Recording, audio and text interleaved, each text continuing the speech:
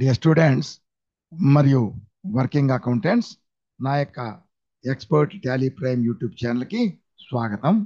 నా పేరు బాబురావు. ఈరోజు ఈ వీడియోలో మనం నేర్చుకునే టాపిక్ ఏమిటంటే కస్టమర్స్కి క్రెడిట్ లిమిట్ని ఎలా సెటప్ చేయాలి. సో సెటప్ చేయడం అంటే క్రెడిట్ లిమిట్ ఎలా సెట్ చేయాలి. సో టాపిక్లోకి ఎంటర్ అయ్యే ముందు మనం మీకు ఒక విన్నపం. నా ఛానల్కి వచ్చి నా వీడియోలు చూసేటటువంటి ప్రతి ఒక్కరూ తప్పకుండా నా ఛానల్కి సబ్స్క్రైబ్ చేయండి. అలాగే సబ్స్క్రైబ్ బటను పక్కన ఉండేటటువంటి బెల్ ఐకాన్ క్లిక్ చేసి ఆల్ సెలెక్ట్ చేసుకున్నట్లయితే నా వీడియోలో నేను అప్లోడ్ చేసే వీడియోలన్నింటికి మీకు నోటిఫికేషన్ వస్తుంది. అలాగే నా ఛానల్ని అందరికీ షేర్ చేయండి. పోతే ఎందుకంటే అతి ముఖ్యమైన విషయం ఏంటంటే ప్రతి ఒక్కరూ ప్రతి వీడియోని చివరి వరకు చూడండి. మధ్యలో స్కిప్ చేయొద్దు. మధ్యలో స్కిప్ చేసినట్లయితే మీకు ఆ టాపిక్ అనేది అంతవరకే మీకు అర్థమవుతుంది. మిగతా భాగం ఎటువంటి ఆ టాపిక్ మీకేమి అర్థం కాదు, మీకేమి తెలియదు. అంటే హాఫ్ నాలెడ్జ్ అనమాట. ఇది టైం వేస్ట్ తప్ప ఎటువంటి ప్రయోజనం ఉండదు. కాబట్టి ప్రతి వీడియోని చివరకు చూడండి. అవసరమైతే 2-3 సార్లు చూడండి. అప్పుడు మీకు ఆ టాపిక్ క్లియర్గా బాగా అర్థమవుతుంది, మంచి నాలెడ్జ్ వస్తుంది. అలాగే వీడియోలో చూపెట్టేటువంటి ఇలస్ట్రేషన్స్, ప్రాబ్లమ్స్ ఇవన్నీ నేను వీడియోలో చేసిన ప్రాబ్లమ్స్ కూడా అన్నింటినీ మీరు ఎన్ని ఎక్కువసార్లు టాలీ ప్రైమ్లో మీరు ప్రాక్టీస్ చేస్తారో అంత బాగా మీకు ఎక్స్పర్ట్ నాలెడ్జ్ వస్తుంది. కాబట్టి చివరి వరకు చూడండి, ప్రాబ్లమ్స్ అన్ని ప్రాక్టీస్ చేయండి. ఓకే, సో మనం టాపిక్లోకి ఎంటర్ అవుతాం. ఇప్పుడు మనం దీనికి ముందు వీడియోలలో బిల్ వైజ్ ఎంట్రీస్ నేర్చుకున్నాం. దాంట్లో బిల్ వైజ్ ఎంట్రీస్లో ఈ యొక్క బిల్ వైజ్ డీటెయిల్స్కి సంబంధించి new reference, against reference, on account, అలాగే అడ్వాన్స్ అనేది నేర్చుకున్నాం. అది వచ్చి maintain balance bill by bill అనేటటువంటి ఆప్షన్ ఉంటుంది. సో దాంతో ఇంక 2 ఆప్షన్లు default credit period, check credit days during voucher entry నేర్చుకున్నాం. ఆ మూడింటిని కలిపి చూడండి, ఇక్కడ మనం దాన్ని క్రియేట్ చేసినప్పుడు వీడియోస్ లెడ్జర్లో ఏ డేటాస్ క్రెడిటాస్ లెడ్జర్ అయినా సరే తీసుకున్నట్లయితే ఈ 3 ఆప్షన్లు ఉంటాయి. మూడింటిని కలిపి బిల్ వైజ్ డీటెయిల్స్ అంటాం. బిల్ వైజ్ డీటెయిల్స్ ఎనేబుల్ చేస్తే ఈ 3 ఆప్షన్లు వస్తాయి. ఒకటి వచ్చి bill by bill, maintain balance bill by bill. So అయ్యో 4 ఆప్షన్స్ ఉంటాయి దానికి. న్యూ రెఫరెన్స్ అవి. నెక్స్ట్ డిఫాల్ట్ క్రెడిట్ పీరియడ్, తర్వాత check credit days during the voucher entry. వీటి గురించి నేర్చుకున్నాం. ఇది ఒక వీడియోలో, ఇది ఒక వీడియోలో. ఇది కాకుండా ఒక్కొక్కసారి ఇక్కడ క్రెడిట్ మన కస్టమర్స్కి డిఫాల్ట్గా క్రెడిట్ పీరియడ్ని సెట్ చేస్తాము. అంటే ఆ క్రెడిట్ పీరియడ్ కంప్లీట్ అయితే ఆ కంప్లీట్ అయిన రోజుని డ్యూ డేట్ అంటాం. ఆ డ్యూ డేట్ లోపల వాళ్ళు పే చేయాలి. పే చేయకుండా లేట్ చేస్తే ఆ డ్యూ డేట్ దాటినటువంటి కాలాన్ని ఓవర్ డ్యూ కాల్ పీరియడ్ అంటాం. సో అమౌంట్ని ఓవర్ డ్యూ అమౌంట్ అంటాం. ఆ ఓవర్ డ్యూ కాలానికి ఈ కస్టమర్ దగ్గర నుంచి ఈ సప్లయరు ఇంట్రెస్ట్ని వసూలు చేయొచ్చు. కానీ అది వాళ్ళ ఇష్టం, వాళ్ళ యొక్క టర్మ్స్ని బట్టి వసూలు చేయొచ్చు, చేయకపోవచ్చు. కానీ మామూలుగా ఇంట్రెస్ట్ అనేది వసూలు చేయవచ్చు. ఇది వచ్చి క్రెడిట్ పీరియడ్. ఇలా కాకుండా ఈ క్రెడిట్ పీరియడ్ దాటినా సరే, క్రెడిట్ పీరియడ్ దాటితే మనకి క్రెడిట్ పీరియడ్ దాటి పెండింగ్ ఉన్నట్లయితే బిల్లులు, ఒక బిల్లు సేల్ చేసేటప్పుడు దాని ముందు ఏవైనా సరే క్రెడిట్ పీరియడ్ దాటి అంటే డ్యూ డేట్ కూడా దాటి ఉన్నట్లయితే అది మనకు అలర్ట్ ఇస్తుంది. దీనివల్ల అలర్ట్ ఇస్తుంది ఈ చెక్ క్రెడిట్ డేస్ డ్యూరింగ్ వచ్చినట్టు. దానివల్ల మనకు అలర్ట్ ఇస్తుంది. ఇన్ని బిల్లులు, 2 బిల్లులు, 3 బిల్లులు, ఇన్ని బిల్లులు outstanding bills credit the due డేట్ని దాటినాయి, ఎక్సీడెడ్ డ్యూ డేట్ అని అలర్ట్ చూపిస్తుంది. ఓకే, మనం ఎంటర్ చేసుకుంటూ వెళ్ళిపోతే అలాగే కంటిన్యూ చేయొచ్చు. లేదా వాళ్ళని అడిగి మీకు ఓవర్ డ్యూ అయిపోయింది, మీరు పే చేయండి అని మనం వాళ్ళని ఫాలో అప్ చేయొచ్చు. అలా కాకుండా మనం క్రెడిట్ పీరియడ్ కాకుండా క్రెడిట్ అమౌంట్నే ఒక లిమిట్ మనం చేయొచ్చు. క్రెడిట్ పీరియడ్ పెడుతున్నాం మనం, అలాగే క్రెడిట్ అమౌంట్కి క్రెడిట్కి లిమిట్నే మనం పెట్టవచ్చు. అలా పెట్టినట్లయితే మనం సేల్ చేసేటప్పుడు ఏ ఇన్వాయిస్ దగ్గర ఈ credit period credit limit exceed అవుతుందో దాటినట్లయితే అప్పుడు ఆ ఇన్వాయిస్ని టాలీలో యాక్సెప్ట్ చేయలే, అది యాక్సెప్ట్ కాదు. సో దానికి ఎలా సెట్ చేయాలి, దానికి సొల్యూషన్ ఏంటి, సరే అది నేర్చుకుంటాం. సో ఇప్పుడు మనం ఏం చేస్తున్నాం అంటే ఇక్కడ మనం దీనికి సంబంధించి సెట్టింగ్లో ఈ F11లో ఇక్కడ ఏం సెట్టింగ్ చేయవసరం లేదు. అలాగే డేటాస్కి వెళ్ళినప్పుడు కస్టమర్స్కి మాత్రమే ఈ డేటాస్కి వెళ్ళినప్పుడు ఇక్కడ ఈ 2 ఆప్షన్స్ ఉంటాయి, ఈ 3 ఆప్షన్స్. ఇవి కాకుండా మనం క్రెడిట్ పీరియడ్ అనేది సపరేట్ ఆప్షన్ని మనం వీటిలో రాదు, అది ఆప్షను సపరేట్గా వస్తుంది. అది కావాలంటే ఎలా అంటే దానికి చూడండి, తీసుకొని ఏదైనా సరే తీసుకొని ఇప్పుడు ఈ విధంగా డేటాస్ అకౌంట్లో ఉండి F12కి వెళ్ళి చూడండి, ప్రొవైడ్ క్రెడిట్ లిమిట్ అని ఉంటుంది. ఇక్కడ F12 కన్ఫిగరేషన్లో ఇక్కడ maintain balance bill by bill ఉంది. దాని తర్వాత ప్రొవైడ్ క్రెడిట్ లిమిట్ అని ఉంటుంది. దీన్ని ఎస్ చేసినట్లయితే క్రెడిట్ లిమిట్ అనేది ఒక ఆప్షన్ వస్తుంది. ఇది F12 కాబట్టి అన్ని లెడ్జర్లకి పోతే అన్ని కంపెనీలకి ఇది అప్లై అవుతుంది. చూడండి దీంట్లో వచ్చింది కదా. ఇప్పుడు ఇది కాకుండా ఇంకోటి తీసుకుందాం డేటా. సో దీంట్లో కూడా స్పెసిఫై క్రెడిట్ లిమిట్. సో ఇది తీసుకున్నాం, ఇది స్పెసిఫై క్రెడిట్ లిమిట్. డేటార్కి మాత్రమే, క్రెడిటార్కి ఉంటుంది కానీ మనం క్రెడిటార్కి మనం ఇవ్వం. క్రెడిటార్కి మన సప్లయర్ అన్నమాట. క్రెడిటార్ మన సప్లయర్, ఎవరైతే సెల్లరో సప్లయర్ వాళ్ళు బయ్యర్కి ఆ క్రెడిట్ లిమిట్ని సెట్ చేస్తారు. కాబట్టి డేటాస్కి మాత్రమే ఇది వర్తిస్తుంది ఉంటుంది కానీ వచ్చరు, కానీ మనం యూజ్ చెయ్యం. డేటాస్కి సంబంధించి ఒక సప్లయర్ మాత్రమే తన యొక్క కస్టమర్స్కి ఈ విధంగా క్రియేట్ చేస్తాడు. అది ఎలా చేయాలంటే ఇప్పుడు మనం ఈ యొక్క క్రెడిట్ లిమిట్ అనేది ఎలా ఫిక్స్ చేస్తామంటే మన కస్టమర్ యొక్క డీలింగ్స్ మనతోటి అతను చేసే లావాదేవీలు ట్రాన్సాక్షన్స్ ఎలా ఉన్నాయి, అలాగే మార్కెట్లో అతనికి ఎలా గుడ్ విల్ ఎలా ఉంది, ఇవన్నీ చూసి మనం కొంత అమౌంట్ని ఫిక్స్ చేస్తాము. కాబట్టి ఆ అమౌంట్ వరకు మనం ఎన్ని ఇన్వాయిస్లు ఎంటర్ చేసినా ఓకే యాక్సెప్ట్ అవుతాయి. కానీ ఎప్పుడైనా ఒక ఇన్వాయిస్ అనేది ఆ లిమిట్ దాటేటట్లయితే, ఆ ఇన్వాయిస్ తోటి లిమిట్ దాటేటట్లయితే అప్పుడు దానికి లిమిట్ ఎక్సీడ్ అవుతుంది అని చెప్పి మెసేజ్ మనకి అలర్ట్ చూపిస్తుంది. అది అంతేగాని బిల్లు యాక్సెప్ట్ కాదు. అప్పుడు దానికి అది ఎలా చూద్దాం. చూడండి ఇక్కడ క్రెడిట్ లిమిట్ ఫర్ ఎగ్జాంపుల్ మనం 1 lakh పెట్టాం. సో రూపీస్ 1 lakh రూపీస్ పెట్టాం. దాని తర్వాత override credit limit using the post dated transactions. అంటే ఒకసారి మనం ట్రాన్సాక్షన్ చేసేటప్పుడు ఎవరైనా సరే మనకి డెటార్ ఉంటాడు, బాకీ ఉంటాడు. ఇప్పుడు వేసే బిల్ తోటి ఎక్సైడ్ అయ్యేటట్టు ఉంటే వాడు మనకి ఏదైనా పోస్ట్ డేటెడ్ చెక్ ఇచ్చి ఉంటే, అంటే పోస్ట్ డేటెడ్ ట్రాన్సాక్షన్ ఉంటే దానివల్ల ఆ పోస్ట్ డేటెడ్ ట్రాన్సాక్షన్తో కలుపుకుంటే తీసేస్తే మన బ్యాలెన్స్ తగ్గిపోతుంది కదా. కానీ అది ఇప్పుడే మనకు అకౌంట్లో క్రెడిట్ కాదు. పోస్ట్ డేటెడ్ చెక్ అంటే ఆ డేట్ నాడు, ఆ చెక్ డేట్ నాడు మనం బ్యాంకులు వేస్తాం, ముందుగా వేయలేం. కాబట్టి అలా పోస్ట్ డేటెడ్ ట్రాన్సాక్షన్స్ ఏమైనా ఉంటే ఈ యొక్క లిమిట్ని ఓవర్ రైడ్ చేయొచ్చా, దాన్ని అది నోయే ఉంచుతాం. మరి మనం రాబోయే కాలానికి సంబంధించి పోస్ట్ డేట్ చెక్స్ ఉంటే మనం ఇప్పుడు క్రెడిట్ లిమిట్ని ఓవర్ రైడ్ చేసి ఎక్కువ ఇచ్చేస్తాం, ఆ చెక్ బౌన్స్ అయితే. అందువల్ల దీన్ని మాత్రం నో ఉంచుదాం. దీన్ని మాత్రం డెబిట్ 1 lakh చేసేసి మిగతా ఇంట్రెస్ట్ అంతా ఈ విధంగా చేసినట్లయితే ఏంది అనిల్ రేడియోస్ కదా. ఈ అనిల్ రేడియోస్కి వెళ్ళి మనం అనిల్ రేడియోస్ వద్దు, అది వద్దు, అనిల్ రేడియోస్ వద్దు. ఎందుకంటే ఈ అనిల్ రేడియోస్ అనేది ఆల్రెడీ ఎగ్జిస్టింగ్ కాబట్టి దీంట్లో తీసుకోవద్దు.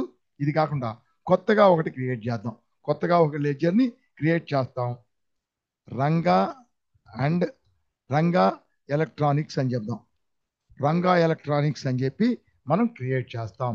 సో సండ్రీ డెటారు పోతే ఇది ఈ పీరియడ్ ఎంత వద్దు మనకి. ఇప్పుడు స్పెసిఫై లిమిట్ 1 lakh ఇద్దాం. 1 lakh లిమిట్ ఇచ్చాం. ఇది వచ్చి ఓవర్ రైడ్ వద్దు, నో అని ఇస్తాం. ఇచ్చి ఇతను వచ్చి హైదరాబాద్ అని ఇస్తాం. హైదరాబాద్ తెలంగాణ 5,28,00,000 అనుకుంటాం. యాక్సెప్ట్. ఇక్కడ వచ్చి మనం దీంట్లో మనం జిఎస్టీని ఎనేబుల్ చేయలేదు కాబట్టి జిఎస్టీ ఐటమ్స్ అంటే జిఎస్టీ నెంబర్ ఏమి అడగదు. ఓకే యాక్సెప్ట్ చేసాం, అయిపోయింది. ఇప్పుడు రంగా ఇండస్ట్రీ ఎలక్ట్రానిక్స్కి మనం క్రియేట్ చేసాము. రంగా ఎలక్ట్రానిక్స్ ఇది మనకి డెటార్, గుర్తుపెట్టుకోండి, గుర్తు కోసం డి అని పెడతాను. డెటారు సండ్రీ డెటార్. ఓకే ఇప్పుడు మనం దీనికి సంబంధించి దీంట్లో ఎంట్రీలు ఎంతవరకు వేసినాం చూద్దాం. ఎంట్రీలు జూన్ వరకు వేసినాం, June 2 వరకు వేసినాం ఎంట్రీలు. ఓకే మనం June 2 నుంచి వేద్దాం, మధ్యలో కన్ఫ్యూజ్ కాకుండా. ఇప్పుడు చూడండి, ఇప్పుడు మనం ఎంట్రీ చేద్దాం. సో డెటార్ అకౌంట్ క్రియేట్ చేసేసాం, మిగతా లెడ్జర్లు అంతా ఓకే. ఇప్పుడు మనం ఏం చేస్తామంటే సేల్ చేస్తున్నాం. సేలు డేట్ వచ్చి 2 సెప్టెంబర్ నుంచి వేద్దాం. 2 సెప్టెంబర్ వేస్తున్నాం. మనం సేల్ చేసాం ఎప్పుడు? రంగా ఎలక్ట్రానిక్స్ కదా. Ranga electronics accept. చూడండి రంగా ఎలక్ట్రానిక్స్ ఇక్కడ దీంట్లో చూడండి, ఇక్కడ మనం ఈ బిల్ వైజ్ డీటెయిల్స్ ఇచ్చాం. అలాగే క్రెడిట్ లిమిట్ 1 lakh ఇచ్చున్నాం. ఓకే, 1 lakh ఇచ్చాం. యాక్సెప్ట్ డీటెయిల్స్ ఉన్నాయి. యాక్సెప్ట్. ఇప్పుడు మనం సేల్ చేస్తున్నాం. ఏం సేల్ చేస్తున్నాం? ఫర్ ఎగ్జాంపుల్ చూడండి ఇక్కడ ఇది గాడ్రేజ్ ఏసీ 1 ton. దీన్ని మనం ఒక్క ఐటమ్ సేల్ చేసాం. 35,000 కాదు, 40,000, 38,000కి సేల్ చేసాం అనుకుందాం. ఎగ్జాంపుల్ 38,000కి సేల్ చేశాము. సో 38,000 సేల్ చేసాం. యాక్సెప్ట్. వస్తున్నాం కిందకి 40,000 ఇద్దాంలే, ఎందుకంటే రౌండ్ ఫిగర్ బాగుంటుంది. సో 40,000 రూపీస్ సేల్ చేసాం. ఒకటే ఐటమ్ సేల్ చేసాం. Accept. New reference bill number 46 తీసుకుంది, అయిపోయింది. సో ఈ విధంగా మనకి ఏంటంటే 40,000 రూపీస్ తీసుకున్నాం. చూడండి, ఇతనికి మనం లిమిట్ ఫిక్స్ చేసాం కదా. సో ఈ పార్టీ నేమ్ కింద కరెంట్ బ్యాలెన్స్ ఉంటుంది, బ్యాలెన్స్ ఉంటుంది. దాని పక్కన క్రెడిట్ లిమిట్ మనం ఫిక్స్ చేసాం కాబట్టి ఆ క్రెడిట్ లిమిట్ ఆప్షన్ వచ్చింది. ప్లస్ 1 lakh ఇచ్చాం కాబట్టి 1 lakh వచ్చింది. ఇదే ఫస్ట్ బిల్లు. ఇది యాక్సెప్ట్ చేస్తే ఇప్పుడు చూడండి బ్యాక్ వెళ్తే లిమిట్ ఎంత, బ్యాలెన్స్ 40,000. ఓకే, అయిపోయింది. ఇది ఎప్పుడు మనం చేసింది? మనం ఎప్పుడు చేసాం? మనం ఎంట్రీ చేసింది 2 సెప్టెంబరా? సారీ, 2 సెప్టెంబర్ వద్దు. మనం ఎంతమంది ఎంట్రీ చేసింది 2 జూన్ వరకు కదా. ఇంతకుముందు ఎంట్రీ చేసినది 2 జూన్. దీన్ని 2 జూన్ తీసుకుందాం. 2 జూన్ తీసుకుందాం. 2 జూన్. యాక్సెప్ట్. సో డేట్ ఇచ్చాం. సో 2 జూన్ నాడు మనం 40,000 రూపీస్కి అమ్మాం. ఓకే, దాని తర్వాత 1 జూన్ తీసుకుందామా? ఓకే, దీని తర్వాత మనం వేరే డేట్ తీసుకోవాలంటే దీంట్లో రాదు కాబట్టి ఏం చేద్దామంటే దీనికి 1 జూన్ తీసుకుందాం. దీన్ని తీసుకుంటే పర్చేజ్ కాదు, 2 జూన్ సేల్ కదా ఇది. సో 2 జూన్ కాదు, 1 జూన్ సేల్ చేద్దాం. 1 జూన్ ఇద్దాం. సో ఇప్పుడు మనం 1 జూన్ నాడు మనం సేల్ చేశాము. ఓకే, సో ఇది సేవ్ అయిపోయింది. 1 జూన్ సేవ్ చేసాం. సో రాహుల్ కాదు, 1 జూన్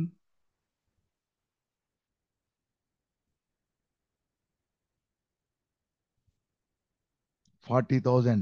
1 ఏప్రిల్ ఇచ్చాము. ఇది 1 మే ఇచ్చాము. రాహుల్ ఎంటర్ప్రైజ్ గాడ్రేజ్. 1 ఏప్రిల్ కాదు, 1 జూన్. సారీ, వెనక్కి వెళ్ళిపోయింది. ఓకే, 1 జూన్ నాడు మనం అమ్మాము ఒకటి. ఓకే, 1 జూన్ అయిపోయింది. దీని తర్వాత మనం నెక్స్ట్ 1 జూన్ నాడు అమ్మాము. చూడండి ఇక్కడ 1 జూన్ 40,000 రూపీస్కి అమ్మాం. రాహుల్ దగ్గర రగ్గనానా దీన్ని మనం ఆల్ట్ తీసుకొని ఇక్కడ Ranga electronics debtor. Okay, so Ranga electronics తీసుకున్నాం. సో నేమ్ చేంజ్ చేసాం కదా, అది అడుగుతున్నాం. మళ్ళీ సేవ్ చేయాలి మనం. నేమ్ చేంజ్ చేసాం కదా, సేవ్ చేసాం, అయిపోయింది. So Ranga electronics. Okay, next మళ్ళా ఇది రంగా ఎలక్ట్రానిక్స్ పర్చేజ్ సేల్ చేసాం.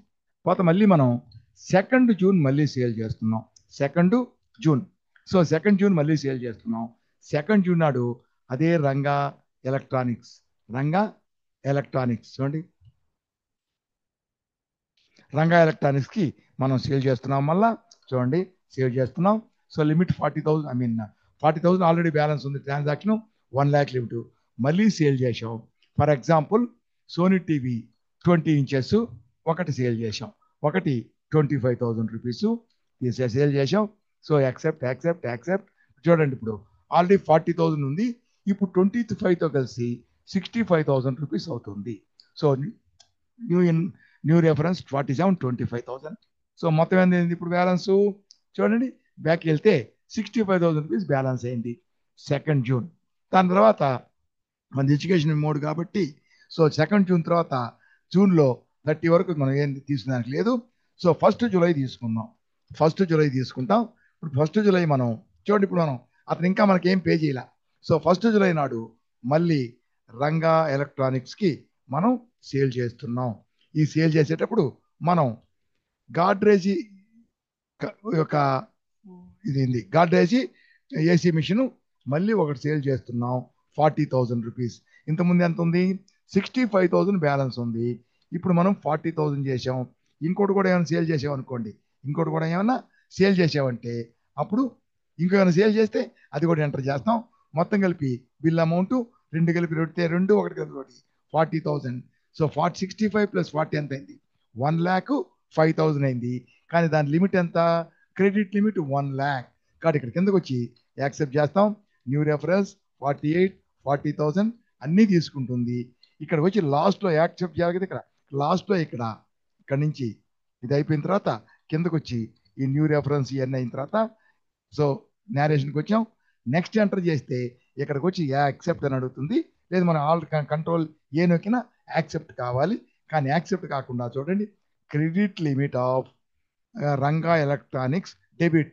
సో 1,00,000 డెబిట్ ఎక్సీడెడ్ అంటే 1,00,000 debit limit, 1,00,000 debit credit limit అది ఎక్సీడ్ అయింది. ఇప్పుడు కరెంట్ ఎంత ఉంది? ఎంత అయింది? 1,05,000 అయింది. 1,00,000 లిమిట్. కానీ ఇప్పుడు ఈ ఫస్ట్ మీరు ఈ కరెంటు బిల్లు తోటి 1,05,000 అయింది అని చెప్పింది కదా. ఎంటర్ నొక్కితే అది యాక్సెప్ట్ కాదు. మళ్ళీ పైకి వెళ్తాం, మళ్ళీ కింద కాక ఎంటర్ చేసుకుంటూ వస్తాం. మళ్ళీ ఏమవుతుంది? ఇది అదే చూపిస్తుంది, ఈ బిల్లు యాక్సెప్ట్ కాదు. సో ఇలాంటప్పుడు ఏం చెయ్యాలి? లాస్ట్కి వచ్చేస్తాం. ఇలాంటప్పుడు ఏం చేయాలంటే దీనికి మార్గం ఏంటి ఇప్పుడు? సో ఇప్పుడు బిల్లు వేసేదానికి లేదు కదా. కాబట్టి ఏం చేయాలంటే మనం దీనికి 3 మార్గాలు ఉన్నాయి. అతను ఆల్రెడీ 65,000 ఉంది కదా ఈ 40 కాక. సో పాత పెండింగ్ బిల్స్ లో నుంచి కొంత అమౌంట్ని పే చేయమని చెప్పి అడగాలి. అతని దగ్గర నుంచి పే చేసినట్లయితే అప్పుడు బ్యాలెన్స్ బ్యాలెన్స్ తగ్గిపోతుంది. తగ్గినప్పుడు అంటే ఇది 60 కంటే తక్కువైంది అనుకో, 40 కలిపితే 1,00,000 కాబట్టి దాటదు కాబట్టి తీసుకుంటుంది. సో పాత అమౌంట్ని మనకి ఇవ్వమని చెప్పి తీసుకోవచ్చు. అలాగే పాత తీసుకోవచ్చు ఇవ్వమని. అలా కాకుండా అది ఒక పద్ధతి. అప్పుడు లిమిట్ బ్యాలెన్స్ తగ్గిపోతుంది. అంటే ఇప్పుడు 40 కదా, 60 కంటే తక్కువ ఉంది అంటే 40తో కలిసి 60 1,00,000 దాటదు కాబట్టి బిల్లు యాక్సెప్ట్ అవుతుంది. అలా అతన్ని అడగవచ్చు. లేదా మనం ఇప్పుడు ఒకటే అమ్ముతున్నాం, సపోజ్ 2, 3 అమ్ముతున్నాం అనుకో ఐటమ్స్, మొత్తం కలిపి బ్యాలెన్స్ దాటింది అనుకోండి. ఇది ఈ అమౌంట్ కదా ఏది అంటే అటువంటిప్పుడు మన ఇప్పుడు సేల్ చేసే కరెంట్ బిల్లులో ఉండే క్వాంటిటీని తగ్గించినట్లయితే అప్పుడు టోటల్ బిల్ అమౌంట్ ఇది కాదు, వేరే ఐటమ్ ఓకే తక్కువ ఉండేది ఆ తగ్గదు. కాబట్టి అప్పుడు ఈ బిల్ అమౌంట్ తగ్గిందంటే ఆ పాత అమౌంట్ ఈ బిల్ అమౌంట్ కలిపి లిమిట్ కింద దాటకున్నట్లయితే అప్పుడు ఆ బిల్లు యాక్సెప్ట్ అవుతుంది. సో పాత అమౌంట్ని అడిగి తీసుకోవాలి, కొంత పే చేయమని చెప్పి అప్పుడు ఈ బిల్లు వేయాలి. లేదా కరెంటు బిల్లులో ఉండేటువంటి క్వాంటిటీని తగ్గించాలి, రెండవ పద్ధతి.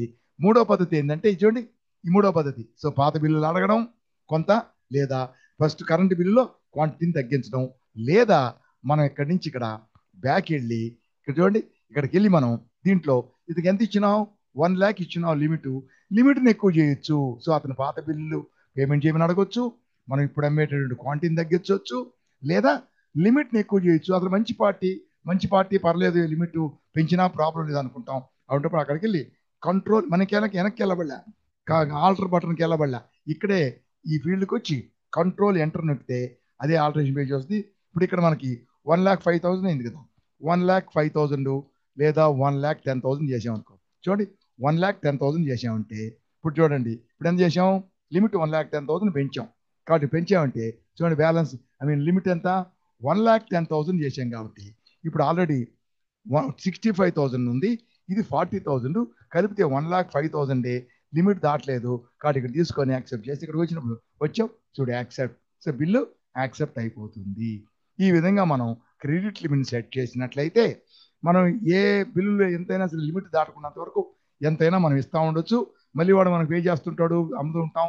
ఇలా లిమిట్ దాటకుండా ఉంటే ఎన్ని ట్రాన్సాక్షన్స్ అయినా మనం ఎంటర్ చేస్తూ ఉంటాం. ఎప్పుడైనా ఒక ఇన్వాయిస్ వేసినప్పుడు అది కానీ లిమిట్ దాటేటట్లయితే బిల్లు యాక్సెప్ట్ కాదు. ఇన్వాయిస్ అంటే సేల్స్ ఇన్వాయిస్ అంటే సేల్స్ వౌచర్ యాక్సెప్ట్ కాదు. అప్పుడు అతని క్రెడిట్ లిమిట్ని పెంచడం కానీ, లేదా పాత బిల్లులు పెండింగ్ బిల్లు అంటే పాత అవుట్ స్టాండింగ్ బిల్స్ని కొన్ని బిల్స్ని అంటే ఈ లిమిట్ కంటే తగ్గేటట్టు ఆ పాత బిల్స్ని పేమెంట్ చేయమని అడిగి ఆ పేమెంట్ తీసుకొని అప్పుడు మనం సేల్ చేయొచ్చు. లేదా మూడో పద్ధతి కరెంటు సేల్స్లో ఆ సేల్స్లో మనం అమ్మే క్వాంటిటీ ఉంటే 2-3 ఐటమ్స్ ఉంటాయి. ఒక ఐటమ్ తీసేయచ్చు, లేదా కొన్ని ఐటమ్స్కి ఎక్కువ క్వాంటిటీ అమ్ముతున్నాం, క్వాంటిటీ తగ్గించవచ్చు. అట్లా చేసి మొత్తం మీద ఈ కరెంటు బిల్ అమౌంట్ లిమిట్ దాటకుండా కానీ చూసుకున్నట్లయితే అప్పుడు యాక్సెప్ట్ అవుతుంది. ఈ విధంగా మనం చేసుకోవచ్చు. దీన్నే ఏమంటామంటే క్రెడిట్ లిమిట్ అంటే కస్టమర్స్కి మాత్రం సెల్లర్ మాత్రమే ఈ క్రెడిట్ లిమిట్ని కస్టమర్స్ సెట్ చేస్తాడు. మనం పర్చేజ్ చేసినప్పుడు మనం చెయ్యం. పర్చేజ్ చేసినప్పుడు మన సెల్లర్ మాత్రమే మనకి లిమిట్ని ఫిక్స్ చేస్తాడు. మనం ఫిక్స్ చేసుకోకూడదు. మనకి లిమిట్ మనం ఫిక్స్ చేసుకోం. Buyer okay. దీన్ని కస్టమర్కి క్రెడిట్ లిమిట్ సెట్ చేయడం ఎలా నేర్చుకుంటాం. సో దీంతో ఈ వీడియోని ఆపుతున్నాను. ఈ వీడియోని క్లోజ్ చేస్తున్నాను ఈ సెషన్. సో నెక్స్ట్ ఇంకొక మంచి ఇంపార్టెంట్ టాపిక్ తోటి మళ్ళీ మనం కలుసుకుందాం. అంతవరకు బై.